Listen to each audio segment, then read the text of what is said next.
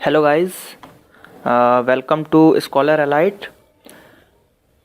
आज हम इस ट्यूटोरियल में देखेंगे कुछ हिस्ट्री के क्वेश्चंस जो कि विगत वर्षों में रेलवे और एसएससी एग्ज़ाम में पूछे गए हैं। इसमें मैंने 15 क्वेश्चन करीब मैंने कवर किए होंगे, 15 क्वेश्चंस जो कि पिछले साल के पेपरों में से मैंने निकाला है। मेनली 2012 से 2014 के बीच में जो रेलवे और एसएससी के पेपर हुए हैं उसमें से कुछ क्वेश्चन मैंने छांटे हैं जो मुझे ज़्यादा आईएमपी लगे, जो मतलब थोड़े से टफ पड़ते हैं, तो वो वाले क्वेश्चन मैंने थोड़े कवर किए हैं। तो वो हम स्टार्ट करते हैं। तो देखते हैं हम सबसे पहला क्वेश्चन हमारा, जो कि ये एसएससी सीजीएल 2013 में ये क्वेश्चन पूछा गया था कि कांग्रेस के निम्नलिखित नेताओं में से, मतलब जो कांग्रेस के नेता हैं में से किसका संबंध गरम दल से है। मतलब किसका संबंध गरम दल से। पता है आपको, दो दल थे, गरम दल और एक नरम दल। तो गरम दल के नेता इनमें से कौन थे?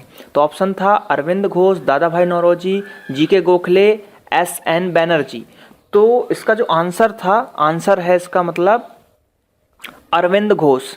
अरविंद घोष जो थे वो एक गरम दल के नेता थे। तो ये हो गया आपका गरम दल। तो अरविंद घोष थे गरम दल के नेता। ये एसएससी में पूछा गया था आपका, एसएससी वो भी CGL, SSC CGL 2014, sorry 2013, SSC CGL 2013।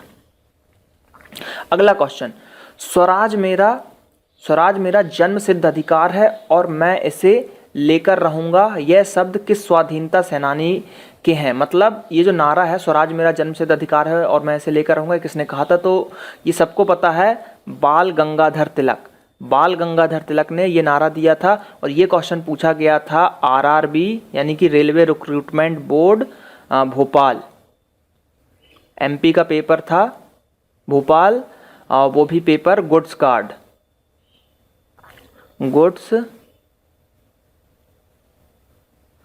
Guard 2012 में जो गुड्स गार्ड का पेपर हुआ था रेलवे का, उसमें ये क्वेश्चन आपका पूछा गया था। तो ये स्वराज मेरा जन्मसिद्ध अधिकार है और ये मैं इसे लेकर रहूंगा, बाल गंगाधर तिलक। अब देखते हैं आपका मतलब जो बारेंद्रनाथ घोष जो हैं, घोष टाइप के सरनेम बंगाल के अधिकतर रहते हैं। तो घोष बंगाल के किस क्रांतिकारी संगठन के सदस्य थे वो? तो वो थे अनुशीलन समिति के अध्यक्ष थे आपके बारेंद्रनाथ घोष। तो ये आपको याद रखना है, अनुशीलन समिति के अध्यक्ष थे बारेंद्रनाथ घोष। बंगाल का विभाजन कब हुआ था? मतलब जो बंगाल था वो इंडिया से कब अलग हुआ था? क्वेश्चन ये पूछ रहा है कि बंगाल का विभाजन आखिर हुआ कब था। तो बंगाल का विभाजन हुआ था 1905 में। बंगाल का विभाजन हुआ था आपका 1905 में।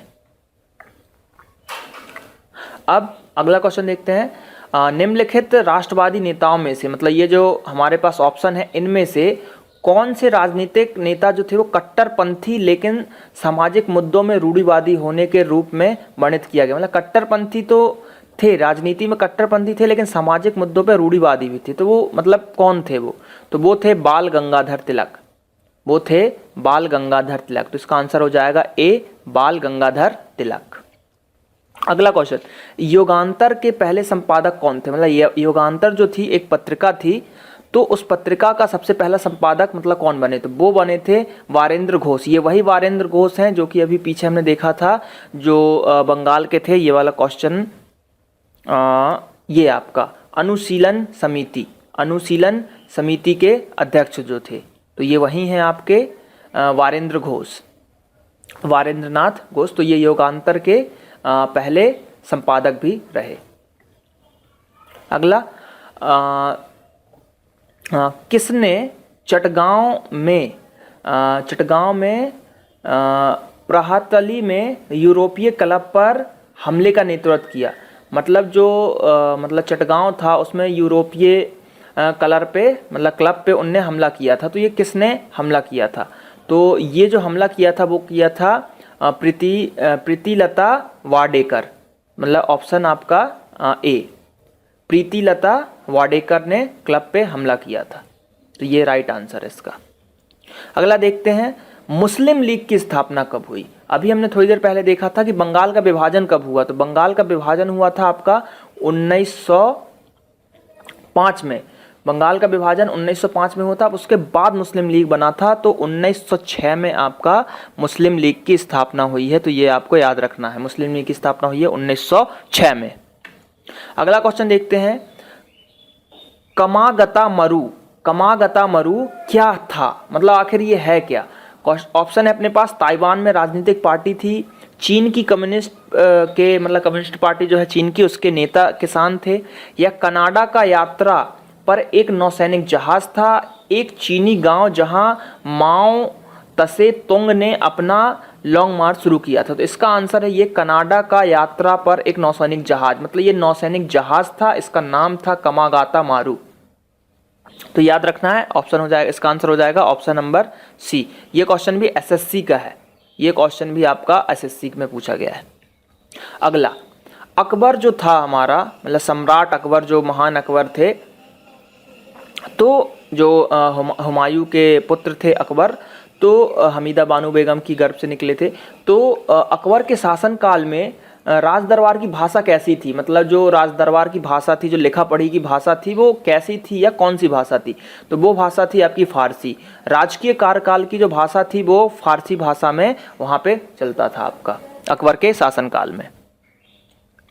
अब देखते हैं अगला क्वेश्चन क्या है। बोल रहा है कि जो फतेहपुर सीकरी है उसमें इबादत खाना की स्थापना किसने करवाई? फतेहपुर सीकरी में जो इबादत खाना है उसकी मतलब उनने किसने करवाई? तो पता है फतेहपुर सीकरी में अकबर ने जब गुजरात पे विजय किया था तो उसके उपलक्ष्य में फतेहपुर सीकरी में बुलंद दरवाजा बनाया था, तो वहाँ पे उन्होंने इबादत खाना भी बनाया है, तो वो अकबर ने बनाया था। तो इसका आंसर क्या हो जाएगा आपका? अकबर। ये क्वेश्चन एसएससी में पूछा गया है। तो ये कुछ क्वेश्चन थे मैंने कवर किए हैं जो कि एसएससी और रेलवे एग्जाम में अधिकतर पूछे गए हैं। तो अगर आपको ये वीडियो अच्छा लगा हो तो आप मेरे चैनल को सब्सक्राइब कर सकते हैं और ज़्यादा से ज़्यादा इस वीडियो को शेयर करें, लाइक करें।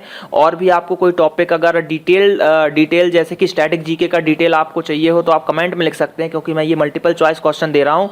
तो हिस्ट्री से रिलेटेड जैसे कि मैं पोस्ट कर रहा हूँ, मैंने अभी मुगल साम्राज्य का बाबर और हुमायूं का डिटेल्ड वीडियो मैं डाल चुका हूं, तो आप उसको भी देख सकते हैं। डिटेल वीडियो, डिटेल में मैंने पूरा अच्छे से उसको समझाया है और एमसीक्यूज भी मैं डालूंगा।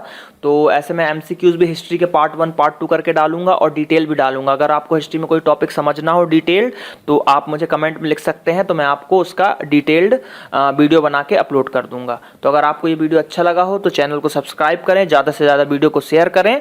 Thank you.